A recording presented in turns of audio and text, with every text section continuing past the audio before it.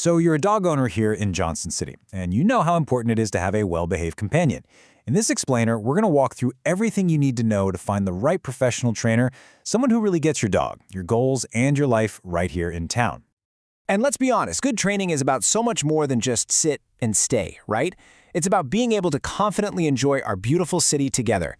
We're talking calm walks through Founders Park, relaxed visits to a local brewery. That's the kind of freedom that good training really gives you. Here's our game plan. First, we'll talk about setting training goals that make sense for life in Johnson City. Then we'll get into the nitty-gritty of finding the right professional, what to budget, and the key questions you've got to ask. And we'll wrap it all up with a handy guide to local rules and resources. First things first, let's talk about training for Johnson City. This is all about setting realistic goals based on the places you and your dog will actually be. I mean, really think about it. You want a dog who can walk calmly past all the shops downtown without pulling your arm off. You need them to be polite and focused on the trails at Winged Deer Park when joggers or other dogs go by. And handling the buzz of a busy event on the ETSU campus? Whew, that takes a confident, well-trained dog. These are the practical, real-world outcomes we're aiming for. Okay, so you've got those goals in mind. How do you find the right person to help you get there? Let's break down how to evaluate professional trainers. One of the key things to look for is a trainer who uses positive reinforcement. Basically, this just means they use rewards like treats, praise, or toys to encourage good behavior. It's not only super effective, but it also builds a really strong, trusting bond with your dog. And this kind of training is what helps you get that reliable control you need to follow local leash laws. Now, you might see a bunch of letters after a trainer's name, and it can look like alphabet soup.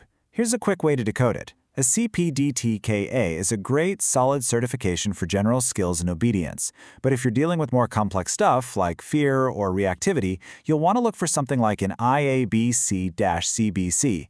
That BC stands for Behavior Consultant, which means they have advanced education specifically in behavior modification.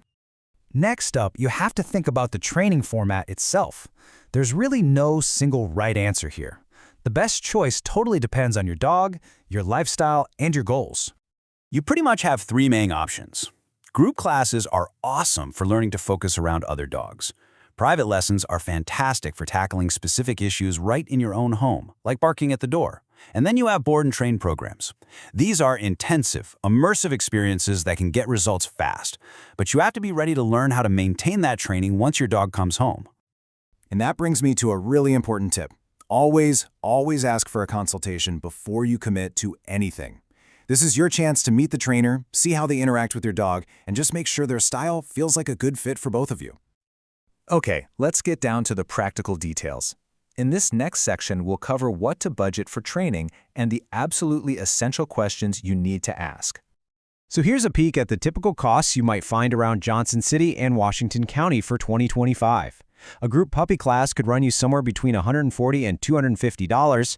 Private lessons are usually between $100 and $175 per session, and those more intensive programs like Board and Train, well, they can range from around $1,900 to over $4,000. This should give you a solid baseline for budgeting. Once you know your budget, that consultation is your time to gather all the info you need. So what exactly should you be asking to make sure you're making a smart choice?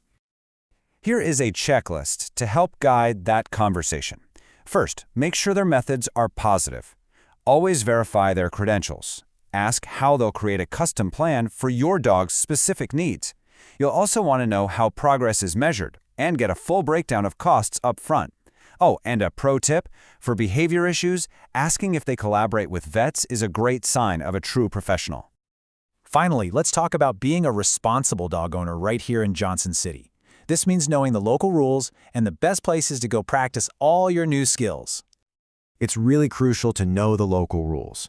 In Johnson City, leashes are mandatory in public spaces unless you're in a designated dog park. A current rabies vaccine is required by state law.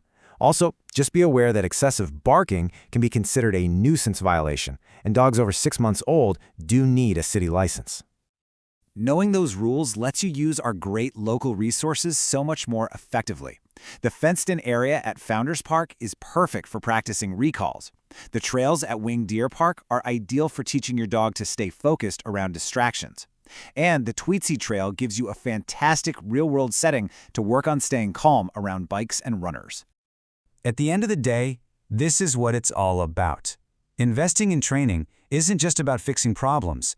It's about unlocking all the amazing experiences our community has for you and your dog to share together.